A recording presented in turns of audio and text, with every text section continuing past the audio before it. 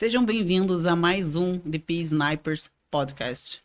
O podcast ele tem o propósito de extrair toda a experiência ou uma parte da experiência de profissionais renomados na indústria offshore, porém distribuir de uma forma prática, uma forma fácil de entender.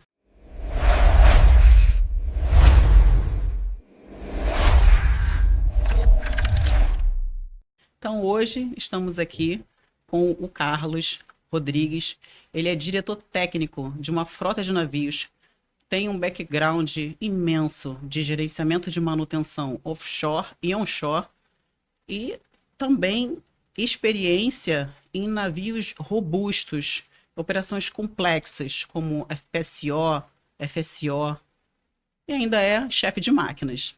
Então, seja bem-vindo, Carlos. Luiz, primeiro, muito obrigado por ter me convidado. Como eu te falei, eu fiquei muito lisonjeado de você ter lembrado de mim. Meu nome é Carlos Rodrigues, né? Sou diretor técnico numa empresa de gerenciamento de embarcações. Né? Meu background, eu sou chefe de máquinas, né? A gente se formou na mesma escola, com Sim. 2 anos, né, de diferença. Tenho muita experiência com gestão de manutenção de embarcações onshore e offshore, né?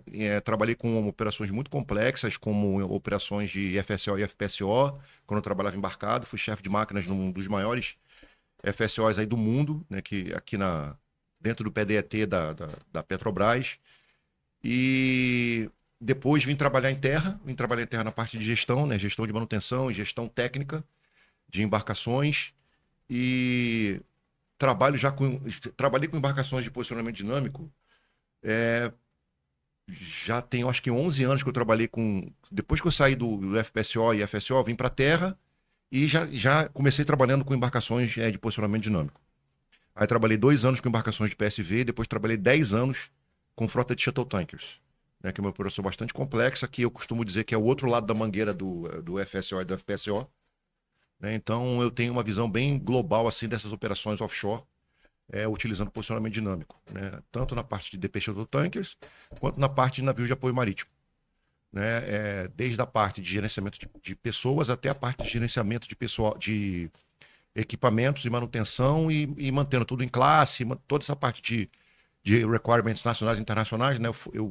A minha carreira foi ser responsável por manter a confiabilidade dos sistemas e a certificação, né, para manter a confiabilidade. E você também chegou a chefe de máquinas. Sim. Então, quantos anos que você ficou a bordo e embarcou para chegar a chefe de máquinas e as experiências que você teve embarcado, fazendo um contraste com a experiência onshore? E quanto tempo que você está onshore? Essa pergunta é bastante interessante. Eu embarquei cerca de 10 anos, né? Mas para chegar a chefe eu levei 7 anos. Isso é um tempo até um pouco relativamente rápido. Sim. Mas isso depende muito do teu empenho profissional, de como você quer se capacitar. Né? Então, eu fui chefe de máquinas em offshore, no FSO, né? E embarquei cerca de 10 anos. E aí eu já estou há 12 anos, né, nos cargos de terra, na parte de gestão. Né? Comecei como coordenador de manutenção numa empresa de apoio marítimo. Depois saí dessa empresa de apoio marítimo, fui trabalhar numa empresa, um ship manager, né, que como a gente estava conversando antes aqui, é o operador da parte técnica da embarcação, o gerenciador da parte técnica da embarcação, né, sendo ali o dock holder, o Document of Compliance, pertence a essa empresa, só que ela não é o owner da embarcação, ela não é o armador da embarcação. Então eu trabalhei e já estou no meu 13º ano trabalhando com ship manager, trabalhando em 2 grandes ship managers do mundo. Né? E o contraste entre trabalhar embarcado e trabalhar em terra é que quando você trabalha embarcado, você está muito focado na operação, cumprimento dos procedimentos, e você fica restrito, né, a essa parte operacional. Né? E quando você vem para a terra, você abre o seu horizonte. Sim. E você começa a ver diversos aspectos de gestão que precisam trabalhar harmonicamente para que aquele profissional que está lá a bordo consiga fazer o trabalho dele de maneira tecnicamente com excelência e também dando todo o suporte para que ele possa exercer o trabalho dele e cumprir todas as regulamentações, todos os requirements nacionais e internacionais que é preciso, principalmente para uma embarcação DP. Até porque você já passou pelo papel dele, você já sabe Exato. o papel, o que que ele faz a bordo para você Exato. poder gerenciar. E quando você foi para a Terra, não só desenvolveu o teu leadership, Isso é muito importante. abriu muito a sua visão, mas, pelo menos no meu caso, eu me aprofundei mais tecnicamente em Terra. Exatamente. Como foi para você? Cara, assim, foi muito desafiador. Porque quando eu vim para a Terra e assumi um cargo de liderança, a liderança ela é meio solitária, né? Você acaba ficando destacado, né, dos outros profissionais, e você tem que tomar decisões, que essas decisões não são muito, às vezes não agrada, às vezes não, nunca agrada a todos. Decisões Exatamente. técnicas de liderança, você normalmente não agrada a todo mundo, né? Então você acaba ficando um pouco. A liderança tem Solitário. a liderança é solitária.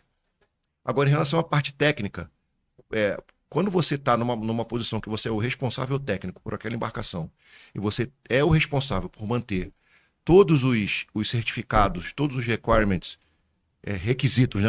Às vezes eu uso muito o termo em inglês. Todos os requisitos para que aquela embarcação esteja trabalhando dentro, né, do que legalmente é preciso, você acaba tendo que se aprofundar tecnicamente, tanto na parte técnica operacional da coisa, quanto na parte de papel, de legislação e do que o pessoal de bordo tem que cumprir dentro do sistema de gestão que a empresa tem para poder cumprir todas essas regulamentações. Então, eu costumo dizer que o gerenciamento técnico de embarcações, incluindo as embarcações DP, é um gerenciamento multidisciplinar. Então, você tem que estar sempre trabalhando em sinergia com diferentes departamentos. E você sendo o líder de todos esses departamentos, você acaba tendo que ser uma pessoa generalista, né? Você não pode ser muito específico, senão você fica preso, a sua conformidade fica alta demais. Sim. E a sua liderança fica reduzida. Então, você tem que ter uma visão holística, tem que ter uma visão de equilibrar todos esses departamentos, todos esses skills, inclusive, de cada pessoa, de cada departamento, e poder pensar o melhor deles para poder você utilizar isso da melhor maneira possível, para poder fazer com que a embarcação e os sistemas trabalhem de maneira mais segura possível. No papel hoje de diretor de uma frota de navios, tendo que gerenciar várias equipes, como que você gerencia sem microgerenciar? Isso é bem desafiador, né?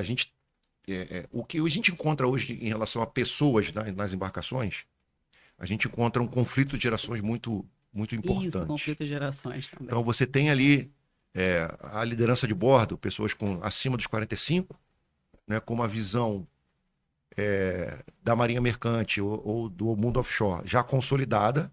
E aí você pega as pessoas que estão entrando, né, com 22, 23, de uma geração completamente diferente da geração da liderança. Então, para você não fazer microgestão, você tem que treinar, o mais importante é capacitar a liderança de bordo. E eu penso assim, você tem que delegar as competências para a liderança de bordo. Comandante, chefe de máquinas, imediato, até o primeiro oficial de máquinas.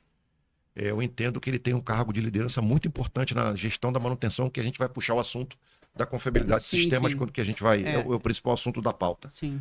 Então, quando você treina, capacita e o termo em inglês é empower, você dá um empowerment, que esse é um movimento contrário do que tem acontecido no mercado. Estava sendo retirada a autonomia do pessoal de bordo e transferindo essa autonomia para o pessoal de terra. E aí, isso cria uma sobrecarga no pessoal de terra e tira a autonomia para tomar decisões do comandante, que lá no ISM Code, no ISM Code, quando fala sobre Overriding Authority, que é o comandante que tem a decisão final. Nos temas de segurança, se o comandante ele está ali no cenário, está de frente para o cenário e diz: o navio não opera. Eu como diretor, ou como superintendente, ou como qualquer outro, eu não tenho autoridade legal para dizer que o comandante ele tem que fazer uma coisa que vai contra o julgamento técnico da segurança do cenário. O comandante é o supremo, o ente supremo ali. Eu não posso tirar essa autoridade dele. Uhum.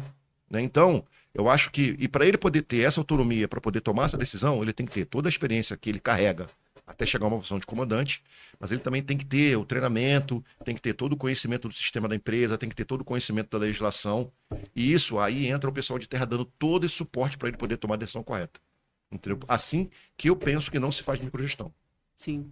E essa cultura, ela ainda não está em todas as empresas, mas Não. é muito bom saber que você pensa dessa forma.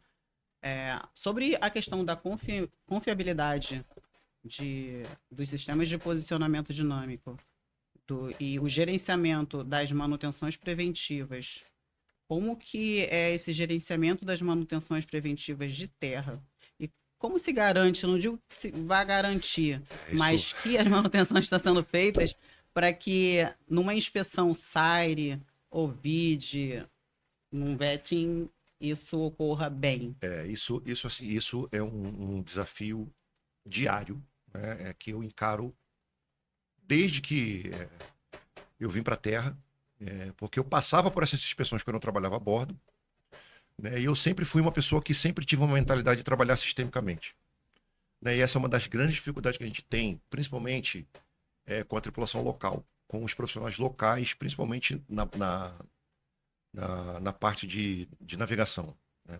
Na parte do offshore, eu acho que isso já é uma cultura mais consolidada, a parte de trabalhar de maneira sistêmica. Agora, na parte da navegação, eu acho que ainda existe uma resistência para se trabalhar de maneira sistêmica. Inclusive, eu fiz um post no meu LinkedIn exatamente sobre isso há umas semanas atrás. Por que é tão difícil se trabalhar de maneira sistêmica nesse meio? E um plano de manutenção, ele não é resultado, não vem do além. Ele está dentro de uma estrutura, né, de um sistema de gerenciamento que visa manter a segurança das operações e visa manter a confiabilidade, né, dos sistemas, não só o sistema de DP, mas o sistema de navegação, o sistema de habitabilidade a bordo, para que o seaworthiness da embarcação, né, que é a capacidade da embarcação navegar e a capacidade da embarcação se manter numa embarcação de posicionamento dinâmico, dela manter a segurança das operações, como, por exemplo, a aproximação de um PSV num FPSO ou a aproximação de um navio shuttle tanker, DP shuttle tanker, numa plataforma ou de um navio sonda. Então, essa operação ela é resultado, né, de uma implementação de um sistema de gerenciamento robusto, baseado em todas as legislações nacionais e internacionais, para que a gente possa, né, manter a confiabilidade desses sistemas. E quando a gente fala de SAIRE, quando a gente fala de OVID, ou quando a gente fala de qualquer outro tipo de inspeção, a confiabilidade, assim, o que eu estou falando, o que eu estou querendo dizer é que a confiabilidade de sistemas é um elemento dentro de 13 elementos do SAIRE ou do OVID.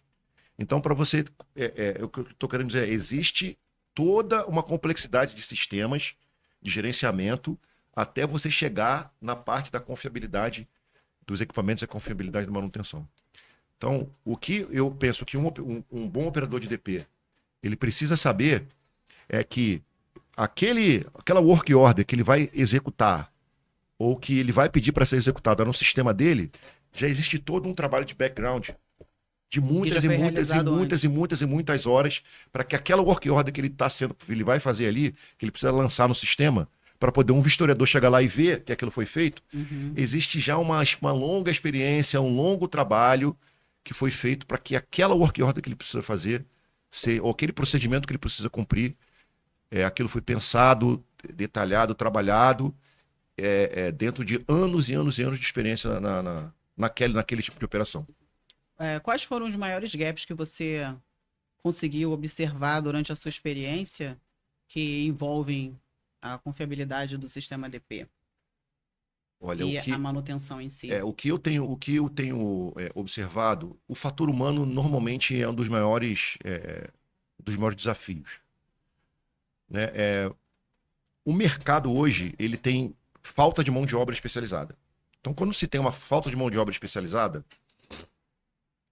você infla os salários, aumenta as oportunidades E aí você diminui o comprometimento de determinados profissionais com aquela atividade que ele está fazendo. E Uhum. isso tem um efeito da diminuição da confiabilidade e a diminuição da segurança das operações. Então, assim, isso é um fenômeno que ele é discutido em altos fóruns. Eu tive, por exemplo, agora, fóruns de discussão com armadores internacionais, com diretor de portos e costas, com o diretor de geral de navegação, com o diretor das escolas de formação. Eu tive agora nas duas escolas de formação conversando com o comandante do CIAGA e comandante do CIABA.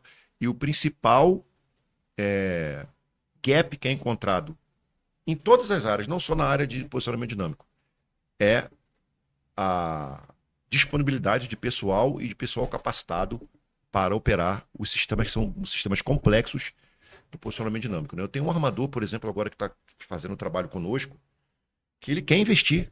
Ele quer investir não só em pessoal, mas ele também quer investir, ele quer ajudar, botar dinheiro mesmo nos centros de treinamento, botar dinheiro nas escolas.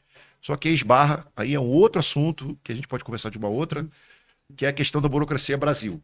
Né? Sim. A burocracia Brasil é um outro assunto que não é um assunto técnico, é um assunto Ah, mais relacional, político, mas aí a gente tem tudo a ver com o desafio que a gente está sim, vivendo. principalmente aqui no Brasil, a gente acaba trazendo mão de obra do exterior, porque quem forma profissionais da Marinha Mercante é a Marinha do Brasil, através de concurso.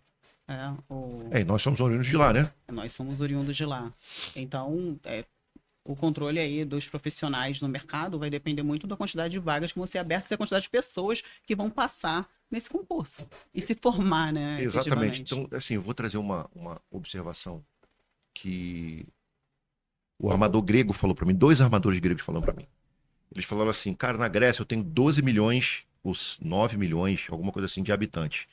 Eu tenho 12 escolas de formação lá. Nossa, E no Brasil, vocês são mais de 220 milhões, só tem duas escolas de duas formação. escolas de formação. Mediante concurso. Mediante E até o concurso. mesmo Ozon, ele tem concurso hoje em dia. Essa parte do Ozon, esse ano de 2026 vai Abril, voltar, eu vi vai aqui. voltar. E está sendo feito um esforço lá eu tive algumas conversas com alguns líderes lá da Marinha, que está sendo feito um esforço para aumentar o número de vagas para tentar poder melhorar. Só que isso leva, a formação do oficial da Marinha Mercante, né, leva pelo menos 4 anos. É. Né, e ele sai um oficial recém-formado. Então, e aí eu vou pegar esse oficial recém-formado, ele ainda vai ter que fazer a capacitação do curso de DP, e eu vou botar um equipamento de 50 milhões de dólares na mão de um cara recém-formado. Sim, Então, assim, toda essa parte da confiabilidade, eu tenho que pegar esse profissional, colocar ele dentro de uma fábrica de profissionais, de um sistema de treinamento. Lembra que eu estava falando com você do treinamento, da capacitação? Porque a confiabilidade dos sistemas, a primeira coisa que tem que ser confiável é a mão de obra que opera o hardware. Então, o oficial, o operador de DP, ele tem que passar por um programa de treinamento extremamente rígido, como você bem sabe, uhum. e para que ele possa gerir e operar a confiabilidade do sistema, né, que mantém o navio na sua posição.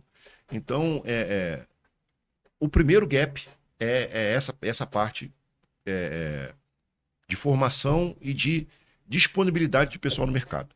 Sim. Né? Isso, para mim, é o principal.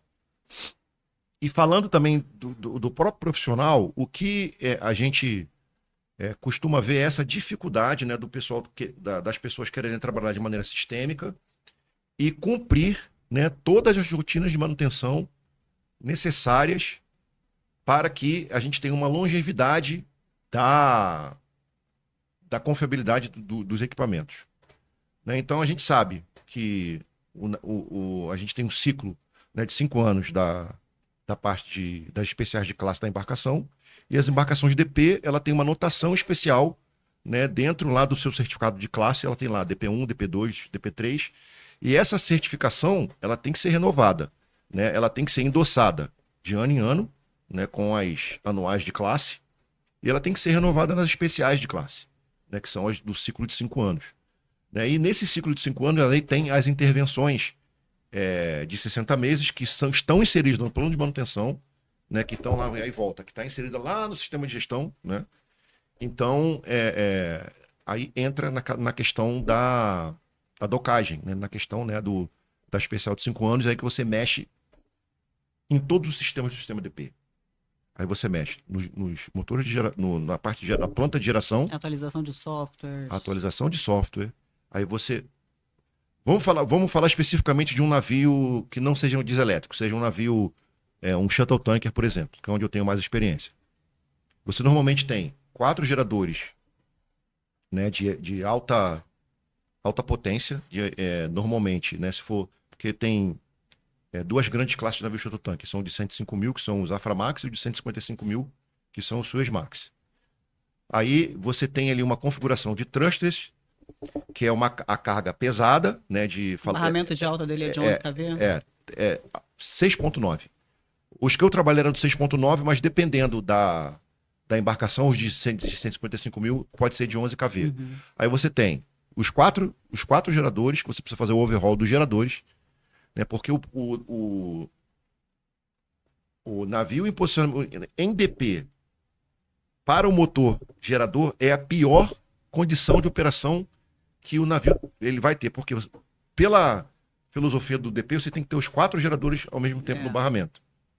Com os 4 geradores ao mesmo tempo no barramento, você divide a carga nos 4 geradores, então você tem uma carga reduzida.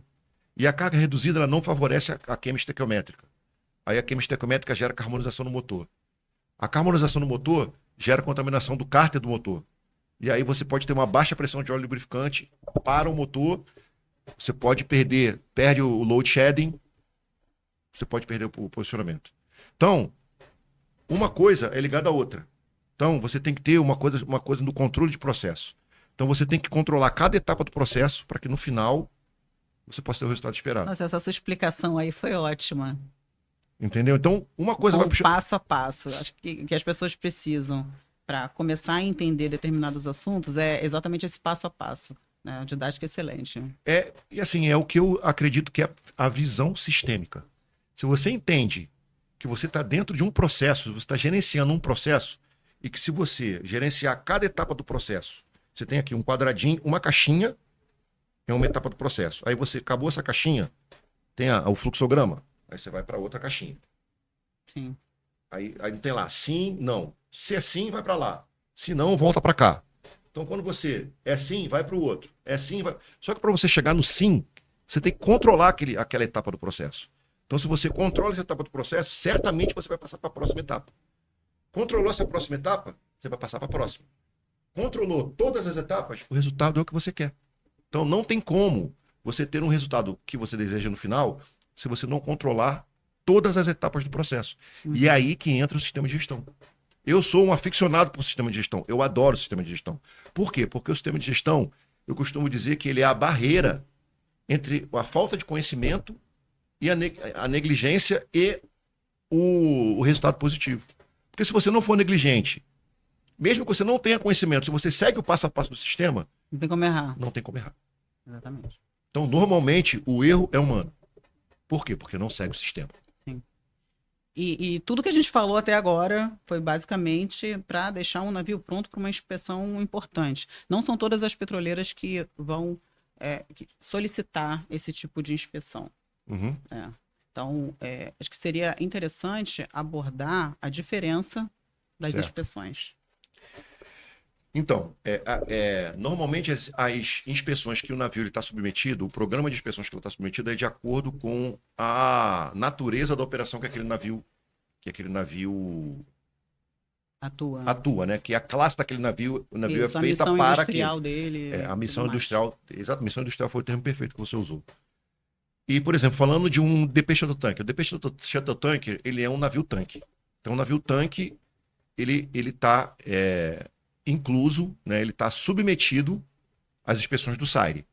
Né? E aí, o que é uma inspeção de SAIRE? Uma inspeção de SAIRE é uma inspeção feita pelo Oil Major, pela empresa petroleira que quer contratar o navio, e ela precisa saber, aí você tem lá o Fórum Internacional, que é o OCINF, para garantir que aquele navio esteja em condições de transportar e de entregar a carga em condição segura de um ponto ao outro, de um porto ao outro,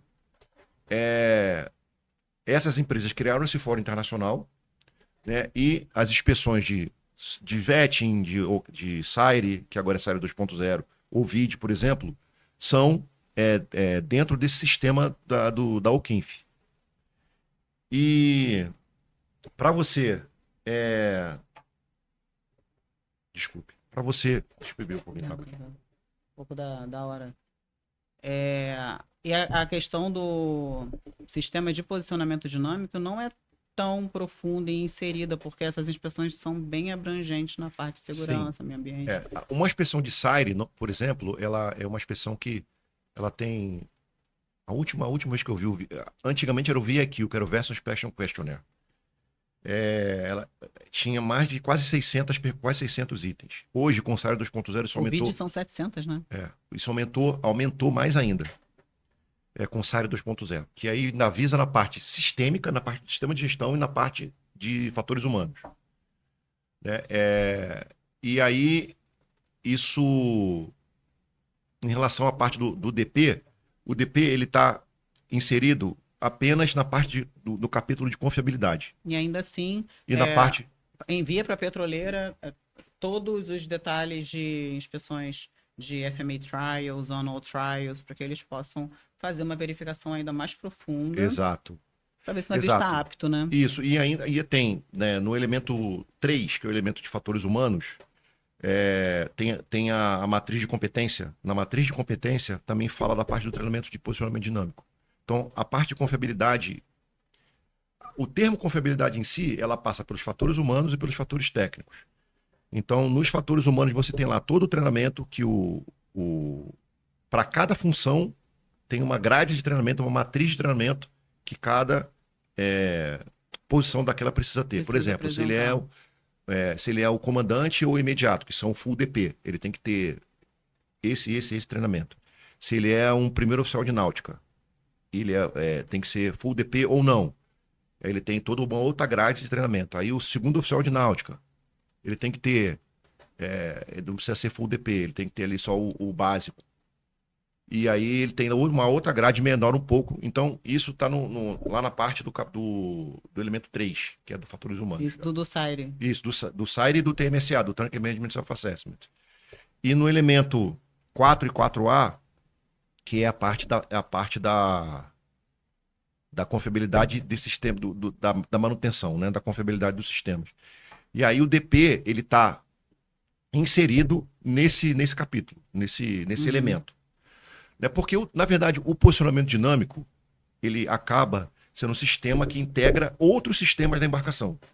Né? Então, ela integra toda a parte de propulsão, a parte de geração de energia e a parte de sistema de controles, os PRS, né? Os sistemas em que envolve sistema de controle, sistemas auxiliares, então tá tudo ali. Aí o sistema de DP ele pega todas essas informações, todos esses sistemas e integram para poder, né, dentro do modelo matemático, aí você é especialista dessa área, para poder manter o posicionamento. Então, o DP, no meu ponto de vista, o DP ele tem menos foco dentro das inspeções de SIRE, porque os outros elementos que vêm abaixo do DP já estão sendo cumpridos ali nas outras partes da confiabilidade, como o cumprimento do sistema de manutenção, o overhaul adequado dos geradores, o overhaul adequado dos thrusters, né? A medição é uma coisa que muita gente não faz e é muito perigoso. O quê? Me conta.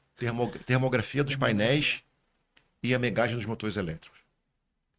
Por quê? Quando você faz a termografia dos painéis, você começa a encontrar os pontos quentes ali e você evita incêndio, evita curto. É até um assunto dentro do escopo do curso DPVM, termografia. E a megagem dos motores elétricos, você consegue identificar se os motores o tempo de vida dos motores vai diminuir, se precisa de alguma intervenção para poder aumentar o campo de resistência magnética do motor elétrico.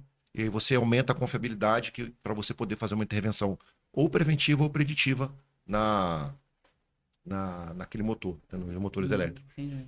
Então, sabe que eu tenho recebido de bastante dúvida de armadores? Como cadastrar o navio, algo que parece ser simples, mas eu também não soube responder. Como só quem realmente trabalha nessa área, como cadastrar o navio no próprio QINF para poder realizar as inspeções. Isso é bem simples, né? A empresa, ela tem que abrir uma conta, ela entra no website da UQINF e ela cria uma conta. Ela cria uma conta e é claro que ela vai receber uma invoice, ela tem que colocar fazer um cadastro da empresa, Uhum. né, dentro do site da UQINF. E é claro que isso esse cadastro tem um preço, né? Aí ele vai receber uma invoice ou vai receber uma invoice que é uma instituição internacional. Vai receber uma invoice, você paga a invoice e aí você recebe o seu login e sua senha. E aí você vai e cadastra a empresa. Primeira coisa é cadastrar a empresa, porque existem programas dentro do Alquinf para a empresa e programas para a embarcação. E aí você vai pagar, você vai passar a fazer parte, né? Vai poder ser um credenciado ao QINF. Aí você tem algumas vantagens, né? E você vai poder colocar a sua frota para ser submetida às inspeções, né? De SAIRE, de OVID ou outro tipo de E você inspeção. falou da periodicidade também. A periodicidade, assim, eu posso dizer mais claramente em relação ao SAIRE, que é o que eu tenho trabalhado mais tempo. Normalmente você tem que ter 2 SAIRES por ano, de 6 em 6 meses.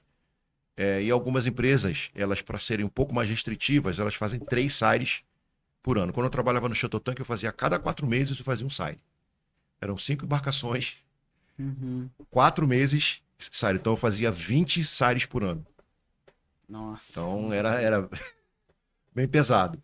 Então, mas assim, com uma rede de apoio, Já foi bem tem um grande. departamento de vetting, né? E aí envolve a tripulação, envolve o departamento de vetting, envolve o departamento de marinha, envolve o departamento técnico. Então, normalmente, como eu falei que toda a gestão técnica de uma embarcação é uma gestão multidisciplinar, e a inspeção de vetting ou de SAIRE ou de OVID é uma inspeção multidisciplinar que ela passa por vários elementos e vários departamentos da embarcação e do sistema de gestão, você tem que ter esse esforço sinérgico, tem que ter a liderança ali muito, muito antenada nos prazos, né, e muito antenado nas preparações para você poder atingir um resultado positivo nessas inspeções. E muita gente não me pergunta isso, mas eu vou entrar nesse detalhe de quais seriam as consequências de você não ter uma boa inspeção de SAIRE ou de OVID. Existe um processo chamado processo de screening. Ou seja, eu tenho o armador, ele tem uma frota de navios. E como é que um armador ganha dinheiro? Com frete. Ele vende o espaço do navio dele para o navio poder ganhar dinheiro. Então, o processo de screening, o navio que está lá no site da OQINF, todo esse registro de inspeções, Port State Control, certificados. Então, assim, para você cadastrar um navio, é um trabalho Imagino. bem técnico e bem bodoso. Por quê? Porque, por exemplo, tem uma coisa chamada HVPQ, que é o questionário, né, de todas as características da embarcação. Ele pede distância entre um manifold e o outro, qual é a capacidade do bollard pull do teu cabeço, qual o bollard pull da tua buzina, qual a capacidade das tuas bombas, qual a capacidade da tua caldeira. Então ele faz perguntas minuciosas em relação às características da embarcação. E aí você tem que cadastrar todo o certificado da embarcação, tem que cadastrar todo o Port-State, todas as inspeções de Port-State, etc, etc. Então, e aí tem uma ferramenta chamada Q88 que ajuda muito nisso, que ela é uma ferramenta que você utiliza para fazer esses questionários. Aí você também tem que cadastrar lá, pagar uma invoice, pagar um cadastro no Q88 para você poder utilizar essas ferramentas. Essa ferramenta é a mais utilizada. E aí você entra no site, solicita uma inspeção de SAI. Aí a OQINF ela vai verificar ali quais as empresas que atendem, né, naquela região onde você vai dizer que o navio vai estar naquele dia para poder executar a inspeção. E ela vai designar um consultor. um vistoriador de SAIRE, né, em nome de uma oil major. Que você solicita que aquela oil major, ou a Repsol, ou a Petrobras, ou a Shell, Aí aquele vistoriador, ele vai representando aquela oil major. E normalmente cada vistoriador desse representa várias oil majors. Uhum. Então ele vai lá, faz a inspeção e você tendo um resultado negativo nessa inspeção, esse registro fica no sistema lá no site da Okinf. E aí, quando um dono de uma carga, você coloca o seu navio no mercado. Você oferece no mercado, meu navio está disponível para fazer carga. Aí essa empresa, ok, eu tenho interesse em olhar esse navio. Aí ele faz o processo de screening, ele olha todo o registro do navio, fala, não, esse navio, eu rejeito ele de cara, porque ele, na última série dele... Era exatamente essa a minha próxima pergunta.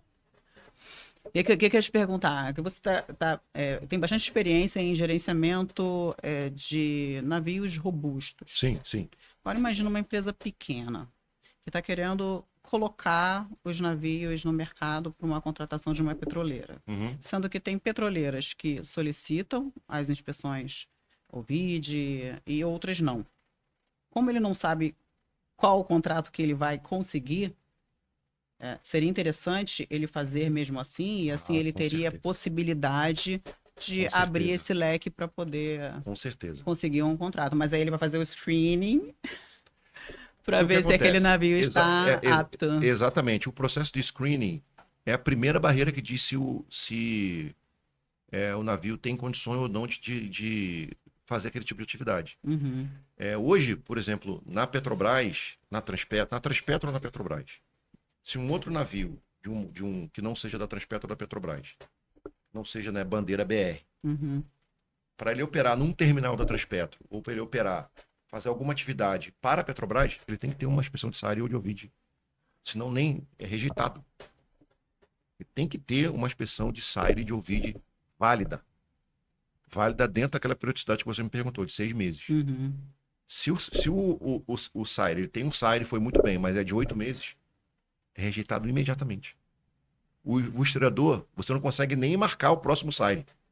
Então você tem que manter as vistorias em dia para que o navio possa estar apto para poder estar no mercado. Senão, nem no mercado ele fica. Nossa, acho que eu aprendi bastante com esse bate-papo. Do entendimento, toda a confiabilidade, manutenção, passo a passo, gerenciamento, até mesmo você falou do barramento, da baixa carga, o que isso vai gerar, né? Todos aqueles steps que vão acontecer. Que, enfim, vai acabar com o tempo degradando, tendo carbonização, aumentando a manutenção. Nossa, isso aí já aprendi bastante com tudo aí que você me passou e tá passando pro público também. Não, eu fico muito feliz de poder... eu até me empolgo às vezes um pouco, eu começo a falar, eu acho ótimo, acho ótimo. Porque são assim, os assuntos que eu gosto bastante. Sim. São desafios diários que a gente tem, mas são os assuntos que a gente gosta bastante. E eu acredito que essa visão, né, um pouco mais aberta, né, do porquê, né, você precisa fazer alguma coisa. Eu até mencionei para você a questão lá do vídeo do Golden Circle, que é a maneira com que você comunica as coisas para as gerações até mais jovens, que você precisa passar uma mensagem. Muitas pessoas falam primeiro o que tem que fazer e depois como tem que fazer. E muitas vezes nem falam o porquê. Nem falam o porquê. Então, quando você inverte essa ordem e que você fala, começa pelo porquê, você dá sentido àquilo que você está propondo, você dá sentido àquilo que você está pedindo para a pessoa. É claro que existem níveis de informação que você pode passar para determinados contextos, mas se você tiver uma determinada habilidade para falar o porquê que aquela atividade precisa ser executada, principalmente quando você está liderando uma equipe de bordo. Falar que a embarcação precisa operar de maneira segura, que o porquê é que está ali todo mundo para poder cada um conseguir o seu sustento e voltar para casa da mesma maneira que chegou, Sim. Né? Sem nenhum acidente. Porque assim, eu costumo dizer que você pode ter lucrado, a empresa pode ter lucrado $100 milhões, mas se você perder um dedo ou perder uma vida, já não vale. Não vale. Não vale. Com certeza. Não vale. Gostei muito do nosso bate-papo. Agradeço muito a oportunidade de te receber aqui. Eu que agradeço o convite, Luiz. Eu fiquei muito satisfeito de estar aqui. E conto contigo para próximos bate-papos. Porque Fique à vontade. tem muita experiência e muito conteúdo para ser extraído. Não, fica à vontade. Eu tenho muito prazer em compartilhar o conhecimento. Eu acho que compartilhando o conhecimento que a gente consegue, inclusive, multiplicar o conhecimento. Sim. E queria só deixar aqui o meu Instagram Claro. para o pessoal Sim. poder me seguir lá. Pode seguir lá no Carlos Manager Shuttle. A gente coloca no vídeo também. Coloca no vídeo lá Carlos Manager, depois eu te passo por escrito. Tá. Pode me seguir lá, Carlos Manager Shuttle, e a mensagem que eu deixo para vocês aqui é: sempre trabalhe de maneira sistêmica, porque controlando os processos, o seu resultado vai ser sempre o resultado que você quer. E aplique isso sempre para a vida de vocês, tá bom? Um abraço. Muito obrigada a todos pela atenção. Podem seguir também o nosso Instagram. A gente está com um canal de YouTube e a ideia é, uma vez por semana, a gente trazer um convidado aqui com bastante experiência para compartilhar para vocês. Um abraço.